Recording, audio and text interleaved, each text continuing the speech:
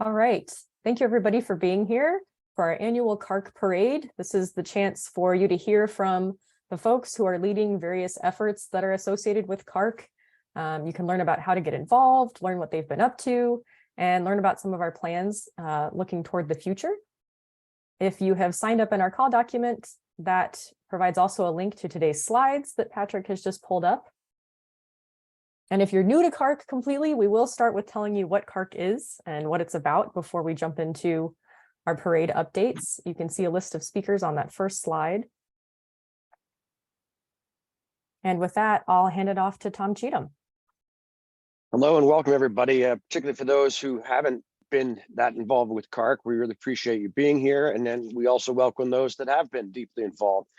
Campus Research Computing Consortium started around 2018 or so, and it's an organization that's for developing, advocating for, and advancing research computing and data and associated professions on our campuses, including career development, visibility, and resources for researchers. And we've kind of broken it up. You'll hear about these in more detail as we go through, but there's all the people that are involved. That's anyone who wants to join the People Network. And within the People Network, we'll hear more about this. There's various facings, which are kind of the direction people operate, like the researcher facing in terms of interacting with as facilitators. We have working and interest groups. An interest group's a lightweight group. We'll hear more about that. And a working group is kind of a more full-blown working group that has a charter, timeline, and deliverables. And then to keep this website's working and the meetings going, we have operations groups as well that kind of do various things. And you can see them in the pictures in the slide. And maybe we'll go to the next slide, Patrick. Who is CaRC? It's really about the people. It's not about the products. The lower right is from a Nexus Day we had at PERC this past July. I missed it. But it's really about a network of volunteers. As we mature and grow, we're starting to realize that volunteerism alone is not always functioning. So we're thinking about how we can move towards more operations group or people that can keep the lights on in CaRC. Next slide. There's many contributors. I'm not going to go through the whole list from different universities that have been involved and from many institutions. On the next slide. And if we jump to the next slide,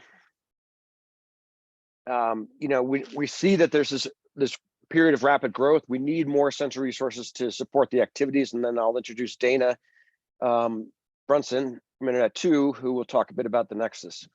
Yeah, thanks, Tom. As Tom mentioned, we've been doing a lot of stuff together as a community for several years and got to a point where we got really beyond what we could do as both a small group of volunteers and decided to approach the NSF to see if they could support some of the activities that we were doing.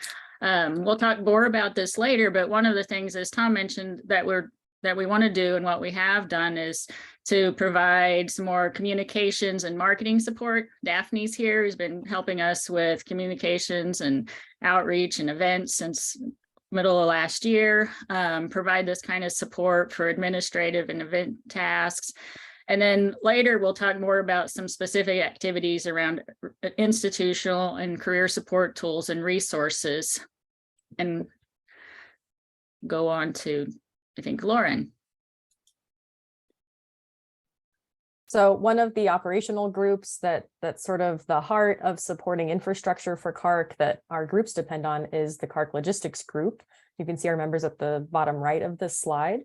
But we basically coordinate and administer CaRC's efforts around workshops, reports, changes to the CaRC charter, leveraging input from a leadership input of chairs across our working groups and interest groups. And so we also maintain CaRC infrastructure for those groups. This includes the CaRC website, including web pages, and making sure that various groups are keeping the representations of their work up to date on the web, blog posts, other communications where Daphne is supporting.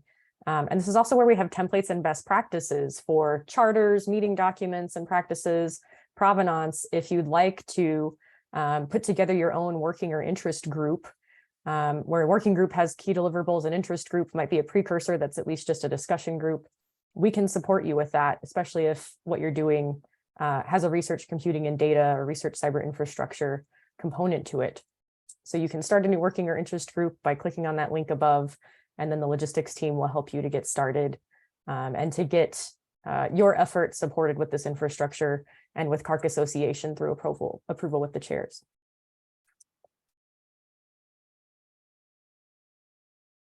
And next is engagement, I think. So the second operational group is CaRC engagement. And again, this is in support of the rest of the activities across CaRC. And really, it just underlines the statement that CaRC is about the people. And so the engagement group really is trying to do the outreach, sorry about that, to new folks and institutions who might want to have more activity and more representation, more participation with CaRC. We focus in on the existing community and the resources available to them, and acknowledging volunteer efforts from those folks and new participation.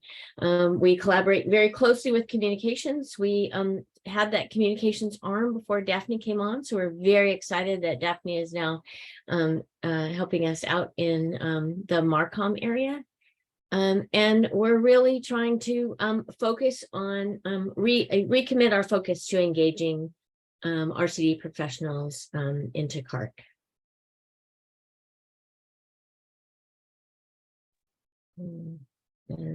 People network. Yep. So we mentioned earlier that the People Network is sort of the collective community of RCD professionals and the organizations that they represent and coming to the table. But this is a virtual opportunity for professional development to support experience sharing between RCD professionals, various different roles. It's sort of an email list as well, where folks can hear about opportunities to get involved in other CaRC working groups and interest groups. And there are even on the main People Network email list, job opportunities, community opportunities that are advertised. So it's a really great place to just keep your finger on the pulse of opportunities in the RCD community, including opportunities to engage with others across the People Network tracks. And the People Network really supports CaRC's mission beyond those sort of logistical and operational components, and sort of allowing us to leverage community input and participation to help individuals really build and grow their abilities as professionals, and thereby advancing the RCD profession and RCD capabilities across campuses. Next slide, please. We've structured the People Network such that there are sub-communities within it, and we think of it sometimes as an ongoing virtual conference. Next. So there are opportunities to share experiences with folks who may be doing work that's a lot like yours. And there are a number of tracks now supported in the People Network. We started with the researcher-facing track for folks who are really engaging and interfacing with researchers a lot in their work, folks who might be in roles of facilitators, librarians, data management consultants, et cetera. But we've added data-facing, systems-facing components for folks who are working at those interfaces, emerging centers for folks who are working at newer or emerging RCD service providers and programs. We defer to the research software engineers group for the software-facing track, so that we're not duplicating efforts there, but we promote their calls and they promote ours as well. And then we just launched this fall the strategy and policy-facing track. So if you're somebody even not at an emerging organization providing research, computing, and data, and you're interested in strategic priorities, we've launched that one also in coordination with the EDUCAUSE RCD group and CASC. Thanks, Lauren. So about the tracks themselves, each of the track has its own focus area and coordination. What's also nice is the independence that they have around having their own flavor, cadence, and what we call success criteria. For example, researcher facing has routinely had close to 100 callers or attendees on the calls. Emerging centers has products that they offer for outreach. Data facing straddling communities into libraries and other information science areas, and systems facing has the most watched YouTube videos and watches. Lauren also mentioned that in late 2022, we launched strategy and policy facing, and also that we're actively working with our community partners like the research software engineers to represent the software facing track. Go ahead and hit the click on it if you would. All of our tracks now have steering committees. We do invite you to participate. Volunteers are always welcome. And I want to give a big thank you to all the persons listed here who make all the calls possible and really enriching our community. So thank you. It's a lot of effort. Next slide. And then, just some highlights from this year. We had over 1,200 call attendees. Actually, that's, I think it's probably close to 2,100. Sorry about that. In all of 2022, not just the first half. Call recordings with YouTube, we had over 5,000 views. If you look in the bottom, that was compared to only 1,500. So we're really reaching a much broader audience. Very excited about that. And our mailing list numbers are up around like about 2,000 for the People Network overall. Go ahead. Great. Some other highlights. We had our holiday party in December, annual parade last year. Again, this year, we and joint calls with the research software engineers for research software engineers in the workforce in May of 2022. We've had a number of multi-call series, which have been great to sort of pass around and get different views of a particular topic, and also working towards more accessibility for all of our community calls for all the persons in our communities. And last thing, just a couple of highlights, other additional highlights that we had from particular tracks. So a big thank you to all the organizers for this, and also for the community members for participating in the calls and contributing. So with that, I think we're on to decadal survey.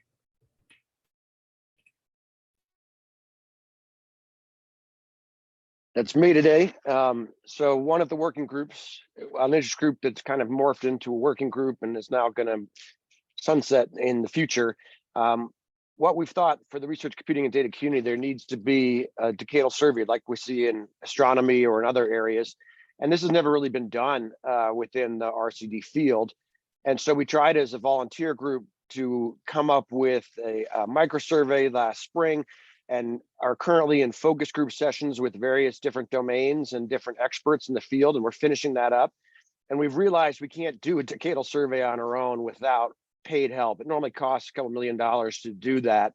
So we're trying to find funders in the community that might be willing to undertake doing a formal decadal survey, and we'll provide kind of our progress to date and highlight the need for funding this survey.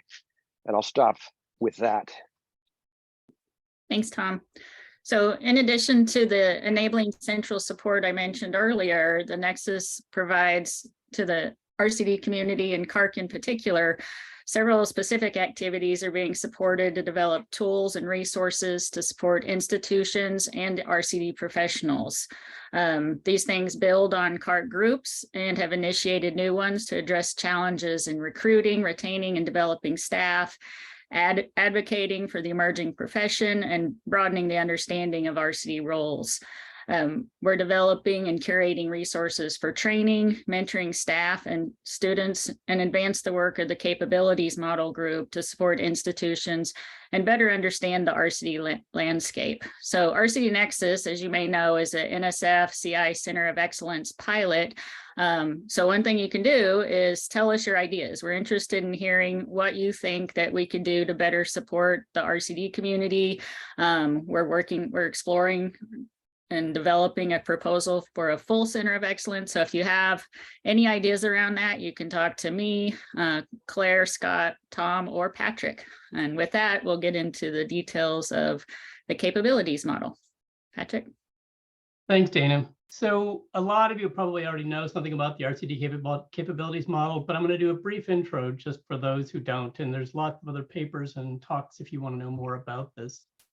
So the key thing is that the capabilities model provides a shared vocabulary to in a structured model for assessing RCD programs. It helps you identify gaps, and those gaps might already be on your radar, or they might be in areas you weren't thinking about. The model itself was developed in a partnership with EDUCAUSE and Internet2, and involved a diverse group of institutions with a range of support models. And the assessment tool that came out of it was designed for use by a broad range of institutions. The structured model underneath it, shared across the community, allows us to gather a really valuable data set for understanding broader trends, as well as patterns among subgroups, for example, emerging centers versus R1s, and EPSCoR versus non-EPSCoR institutions, and things like that. So a lot of folks are using this. We've had 264 downloads from 160 unique institutions that represent all 50 states now, DC and a couple of territories, 4 other countries, including 5 Canadian provinces. We got a pretty good mix of Carnegie classifications, a representative mix of public and private, and EPSCoR and non-EPSCoR states. We're making some progress with smaller and minority serving institutions, although we're always working to increase our representation there. We published our first community data set in 2021, which also provided the basis for our first set of individualized benchmarking reports. The scatter graph here just gives you some idea of how broadly variant the data is that we get out of it. Don't worry about interpreting it. The point is, people are all over the map in terms of their capabilities. We are continuing to see quite a few repeats, which is interesting to me as institutions want to develop longitudinal data. So we keep getting a lot of new assessments, but a lot of them are people repeating either every year or every couple of years. And right now, we're working on aggregating the 2022 data set, and we'll put together the report for that. And we, again, want to thank the NSF funding through the Nexus for our support for this. So looking ahead, we are replacing the static reports in the current initial implementation with an online portal that's going to greatly improve the user experience for folks doing the assessments and for doing their analysis of the data and their benchmarking reports. It'll give us a lot more tools for viewing and filtering that community data, and for giving you the ability to customize your benchmarking reports against various community subsets. It'll also allow you to compare to your own past assessments in a more reasonable way. So that assessment tool is actually nearly complete. We're working on the fit and finish pieces now. We're testing it this spring, and we hope to release it pretty soon. And the data exploration portal has a lot of the back end done. We still have to do some of the front end around that. This is going to introduce a new process, which is going to be really nice around, instead of having only the static reports at the end of the year, you'll be able to do a benchmarking report as soon as you submit your data. So it's just going to be a nicer experience for going through some of that. And then we've also got funding through this, which is really nice, for greater support and consulting to institutions that are interested in working on this. And so we have a group of people in our community who can work with institutions that are trying to figure out how best to do this, and approaches to it, and interpreting the data. And we, in the course of doing this, we learned that for some institutions, this model is just a little bit too much. And so we started exploring a set of focus tools around that. And I want to invite John Hicks to give a quick update on that. John's here, right?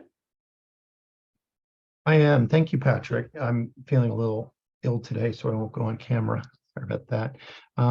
So as Patrick mentioned, we are trying to develop a focused tools version of this, or approach to this, for under-resourced institutions that are overwhelmed or don't have the resources to take on the full model. This is just we're just starting out, and we're developing sort of a two-pronged approach. One would be sort of a scripted idea to go on campus and find an advocate, and have them find the key stakeholders on campus to be able to gather the resources to complete the model. The other approach is, as the portal, the new portal that Patrick mentioned is being developed, we're hoping that we can provide sort of a chart your own journey, or a way to use the tool that really fits the needs of the institution, so that some of the questions that aren't relevant can just be skipped. or addressed a different way. And then also, but still be able to align the data sets so it makes sense to evaluate against peers in the community. Thank you.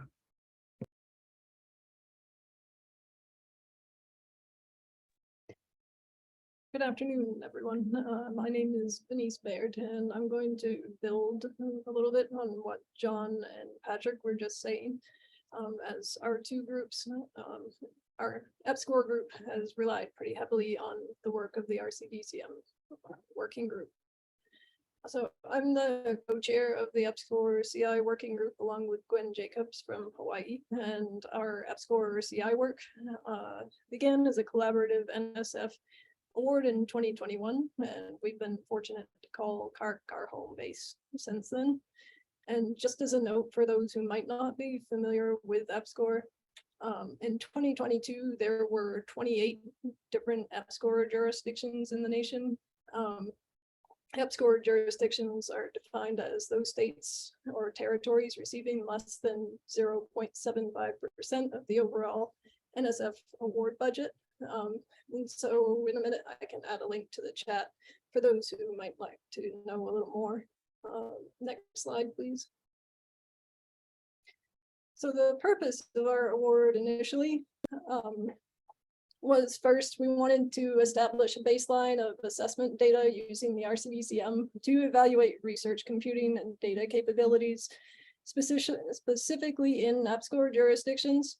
So our 2022 report, which I can also link in the chat, presented data for 11 jurisdictions.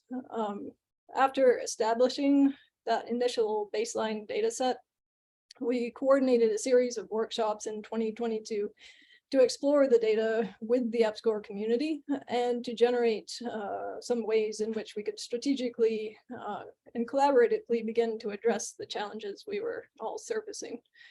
So now that we've held our workshop series and spoken with folks across the spectrum of EPSCoR participants, we're looking forward to a collaborative report writing process where we invite community engagement as we prepare our final report.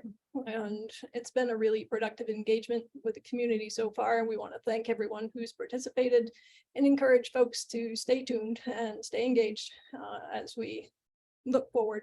Thanks.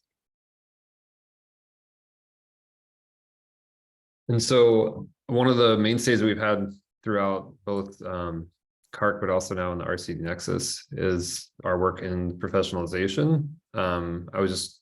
This graphic is available on the website, so I'm not going to go through it in detail, but I just will remind everybody this work started back in kind of 2018 as a part of CaRC, when we got together and had a workshop and really solidified the facings concept, which followed on to we need an HR job family framework, which we created.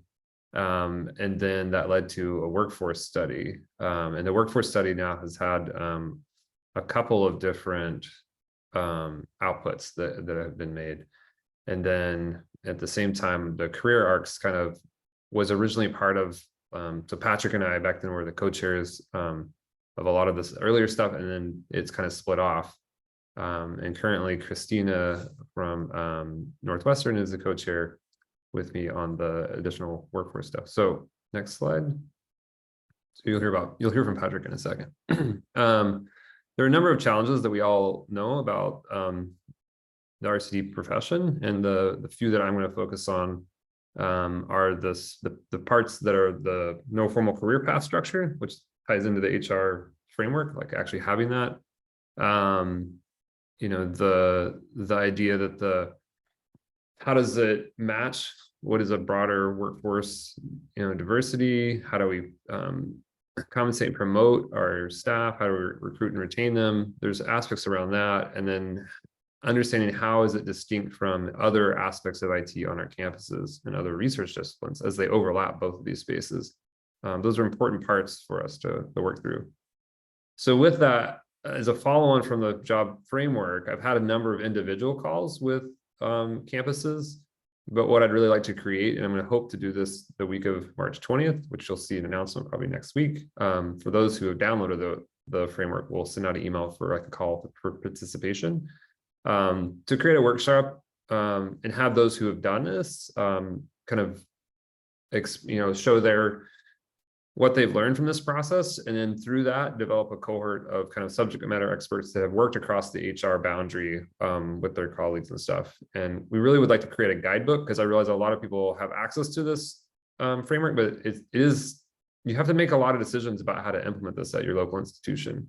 And maybe we can provide consultation in that space through this guidebook. So that's what we're hoping to accomplish. And some other work that's been done is that through the workforce survey, we wanted to provide these are kind of the bullet points to why we're doing this work. And we wanted to be able to provide a resource both for hiring managers, but also for individuals.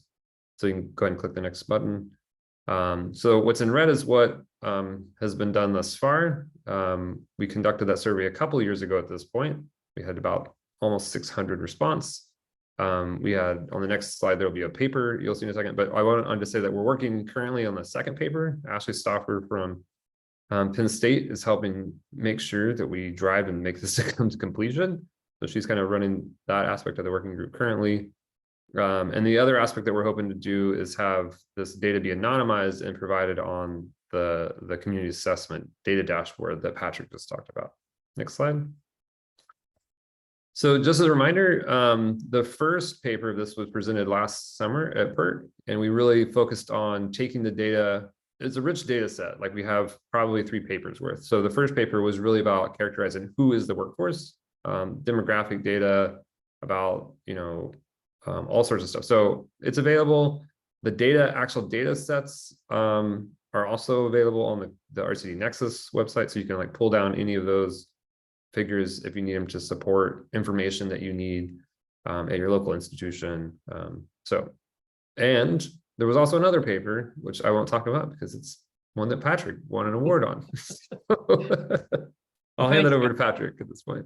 Thanks, Scott. So as you can tell, we do a lot of work in coordination back and forth, and a lot of between the professionalization and CaRCC group, we are basically partnering to complement one another. So that same set of topics, you see a different set of highlights here that really is where our focus is.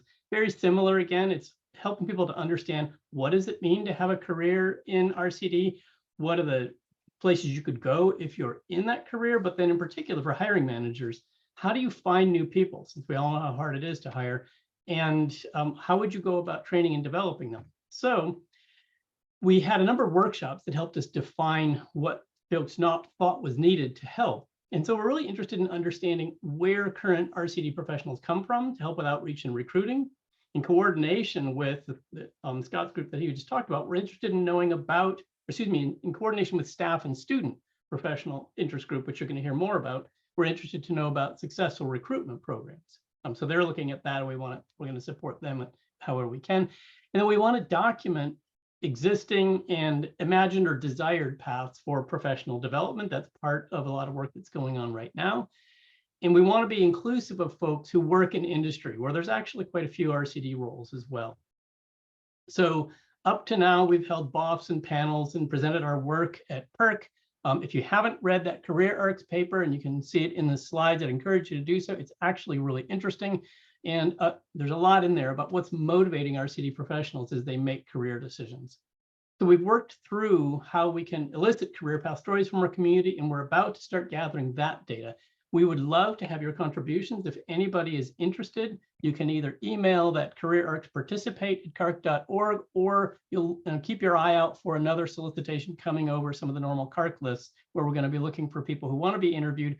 The idea is to build a set of personas that are anonymized on the one hand, but are personalized with real stories, so that we get a sense of where do people come from, where do they go, what's the diversity of different kinds of paths, so that we can understand better what are the different options for either hiring people, or if you're in a career, where can you go? So with that, I'll turn it over to the staff and student interest group chairs. Thanks, Patrick. You heard about some of the other activities surrounding RCD professionals and the work in the staff and student workforce development interest groups.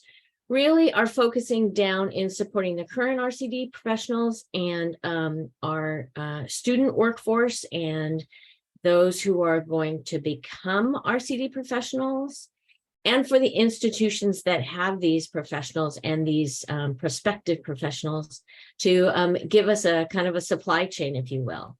Next slide, please.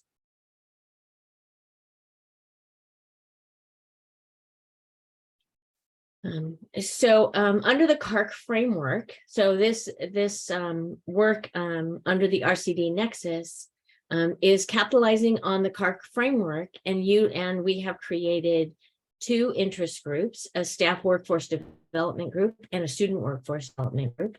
And those interest groups are discussing topics and issues that are important surrounding workforce. And as a result, we're moving toward working groups to specialize and focus in directly in the student programs, in the student interest group. They're doing a survey about institutional student programs that exist and some of the characteristics about those programs. And in the staff area, we're starting to form work groups for onboarding, staff training and development, and mentoring. So if you're interested in doing any of those, being involved in any of those, please, by all means, get in touch with me or the other co-chairs. Tim Middlecoop is my co-chair on the staff side, and in the student side, it's Anita Arendt and Betsy Hillary. Next slide, please. And this is just an overall, it's a really nice graphic. This is a word cloud that was developed at the RCD Nexus workshop that was held in conjunction with PERC 22 this last summer. And we want to make it a priority to stay in touch with those issues that are most important and most relevant to the RCD programs that exist across the country. And so this is kind of our grounding visualization on what we need to be looking at and paying attention to. And so you can basically look at this as a sneak peek into what we want to delve into as we move these working groups forward. Great. And then on to the advisory committee.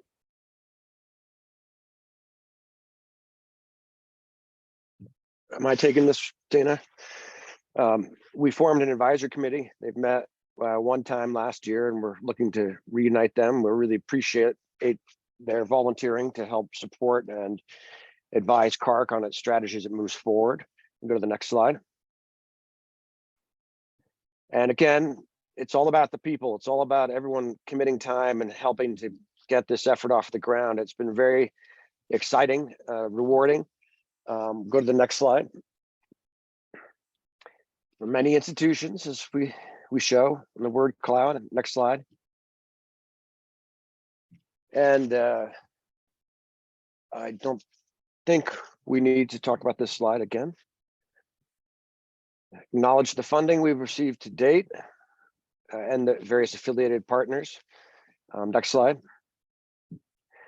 And now we're up to the discussion point where people can ask us questions, and some of the things we want to do is not be limited by lack of resources. So assuming we had the resources, are we doing the right things to try to advance the RCD profession? What are we not doing that would be of real value? What are important things for CARC to remember to be a good citizen in the community? Are there important partnerships with other community organizations that we should focus on? And what else can we do to make CARC a great place to support your work and to ensure a welcoming, inclusive atmosphere? Now, I'm nominally the chair of CARC, but we don't really run a top-down organization. It's really kind of from the bottom up.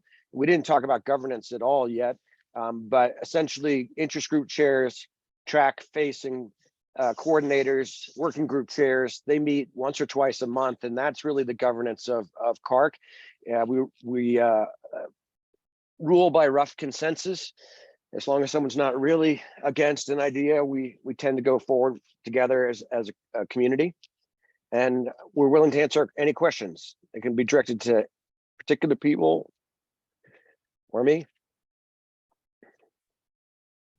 I'm going to go ahead And we are and stop still the screen share. And if we want to copy the questions, I don't know if they're already copied into the notes doc if people want the prompts, but. I can work on that. And I'll just say we'll continue to record for the first bit of questions, but if you have a question you'd like to ask anonymously, you can add it to the chat. And we'll try not to mention your name when we ask it to the group, but otherwise feel free to raise your hands. And I'll get those prompts added to our document.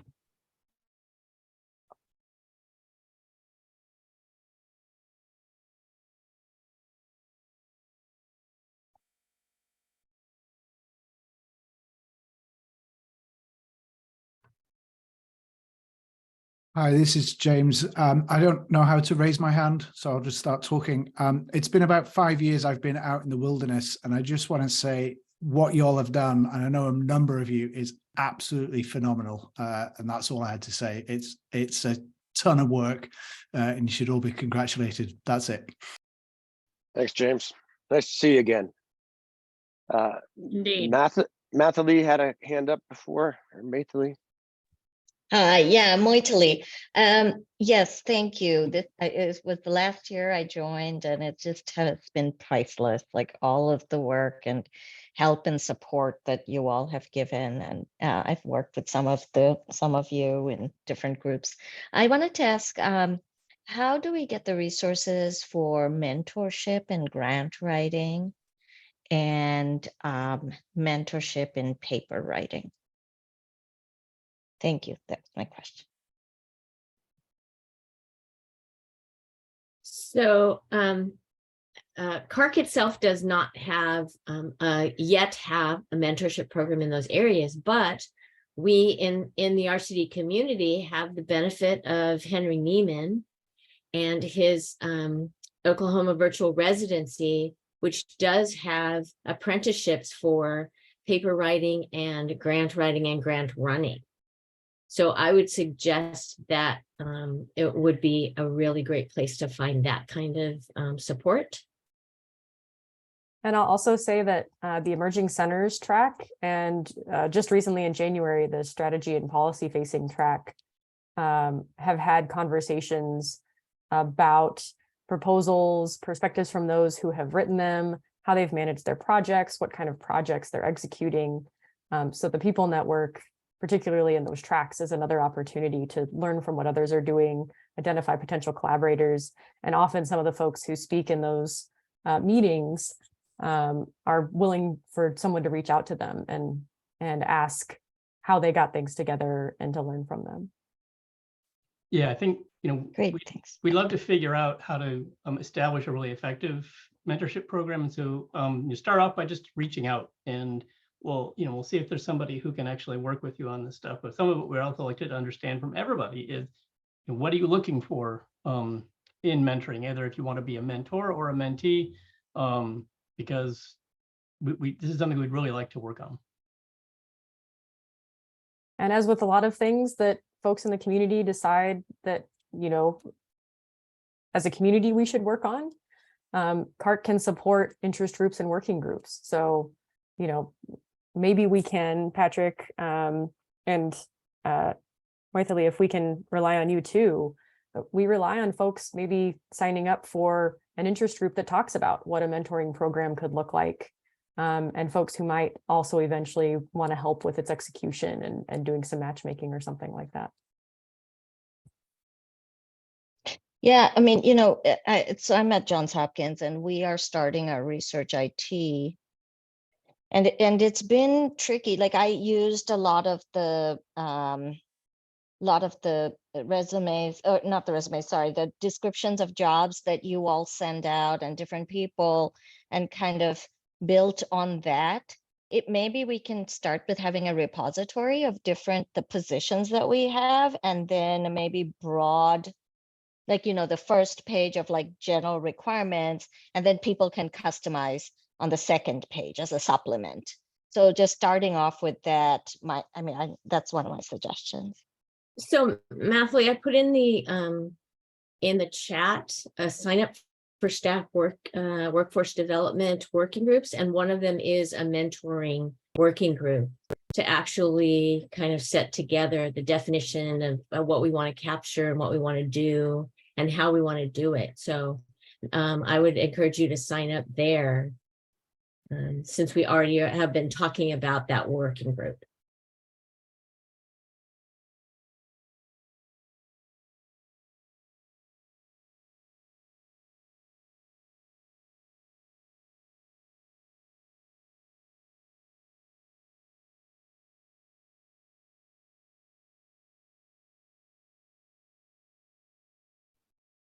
Other questions from the audience? Feel free to raise your hand, throw a question in the chat, and I'll point you to our call document that also has our discussion prompts that you saw on our last slide.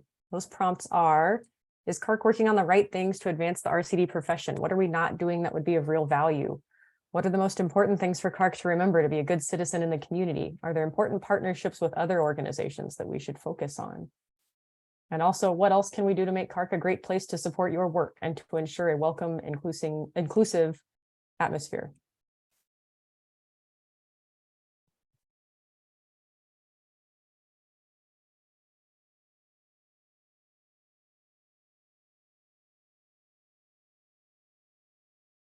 We'll also accept more praise. Thank you to those who have expressed your gratitude. I know a lot of you have also been contributing, so thank you for that.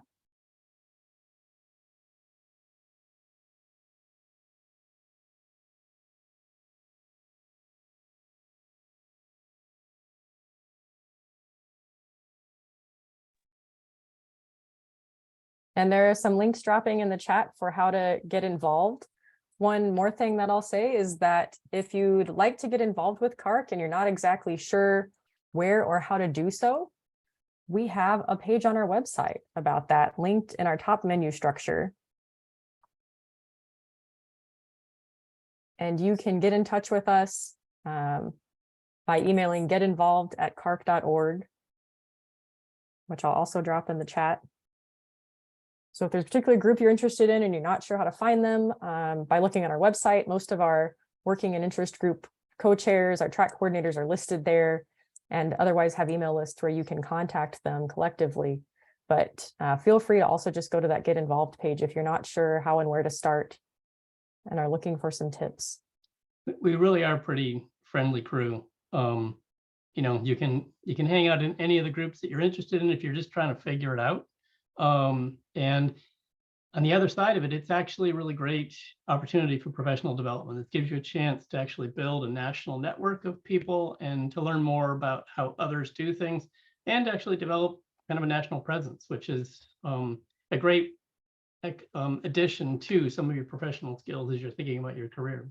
It's also great for your staff, especially those who want to like hone in on leadership qualities to be able, you know, if there's not a track for them to, you know, to be a manager of people, they can also manage various different groups like this. You know, especially through the track coordination and the people network, just even being within a working group, things like that. It's really helpful to the community, but it also helps give them some additional opportunities to have responsibilities they wouldn't have otherwise.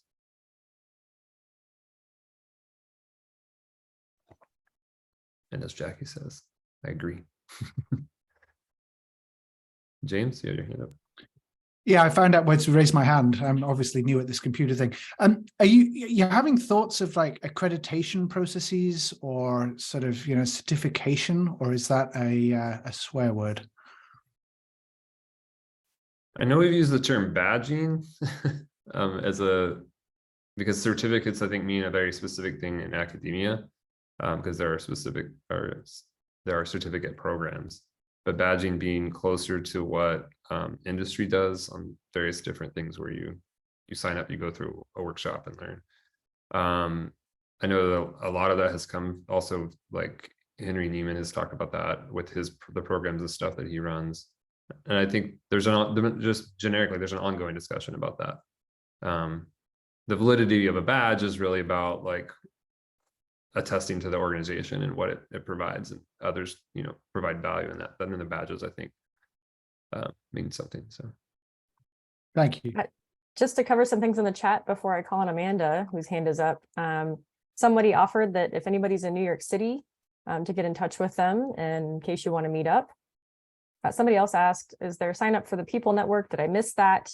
I'm interested in the strategy policy facing group, and we've got links dropped in the chat answering that. You can go to the People Network page on the CARC website, basically, and there are instructions for signing up via our Google form that will get you added to the various tracks that you're interested in, as well as the main People Network email list. And you get access also to our Slack channels, Google calendars, etc., through those lists. And then Amanda, question from you. Yes, and I realize that we're at time, so I'll just make this super quick. I just wanted to go back a little bit to what Scott was saying about, career pathways. And maybe this is a naive, kind of new to CARC question. I'm just wondering how, if you can expand on how you've collaborated maybe with institutions to build those pathways, because I know that a lot of institutions, they don't have those career pathways, right? You're not really thinking about that long-term trajectory for like a grad student starting out as RCD professional. So I'm just trying to, not starting out, but trying to get into that, that career profession. So I'm just trying to understand if that's, how you've been collaborating with institutions, what have the reactions be in changing maybe even some of the HR designation, right, for the RCD professionals. Yeah, thank you. Yeah, I can speak quickly on the HR structure. I was going to then pass it off to you, Patrick. So on the HR structure, there were parts that had to change. We needed positions for individual contributors that were at a much higher rank and equivalent to management positions for people to see themselves to have a career track. That was really important. And there's a lot of pushback sometimes when you do that because you don't have enough people in those categories to have like a quorum for like equity review and stuff like that. So I was just pointing that out. So we have created models of that. I'll hand it off to Patrick to answer the softer side of this. For both sides of this, a lot of it has been informed by a whole series of workshops that did bring together folks from a number of different institutions and kinds of institutions, as well as some of the HR professionals and others. And so the long-term goal or the end goal for the career arcs working group is to gather all this information and then build a kind of visualization or tool. At this point, our best guess is kind of like a transit map that allows you to see, okay, there's all these different starting places that you might imagine people coming into the profession from.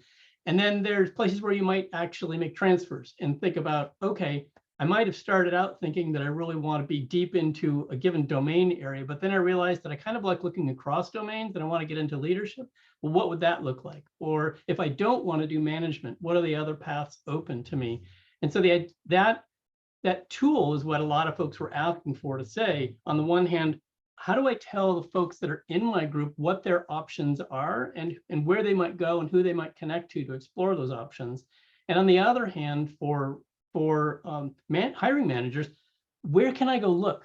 Where am I not looking for where I might find people? And then what's it going to take to get them into a given role? What's their path to the role that I actually need to hire them for? Because we realize, many of us realize, you can't just hire fully skilled people who are exactly ready for a given role. You got to be thinking about hire to train to roll. And that's what's, so much of what Claire talked about with the staff and student professional development group is capturing a lot of those practices. And I know they're going to be working on how do you capture those resources and how do we share those out so that we can benefit from one another's experience. Claire, did you want to add anything to that, or? Nope, I think you pretty much covered it. I mean, we could talk about this thing all day, so I'll just cut it off there. Great, thanks a lot. That was super interesting. Thanks.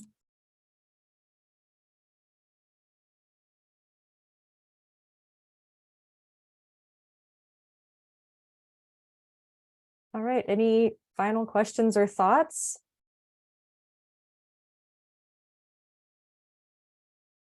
There were some other links dropped in the chat with regard to badging and job frameworks.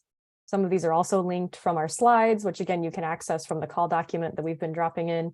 One last reminder to sign in if you haven't done so. And otherwise, thank you all for being here. This is always a really wonderful opportunity for us to update everybody and encourage more participation. And we hope to see you around. Thank you.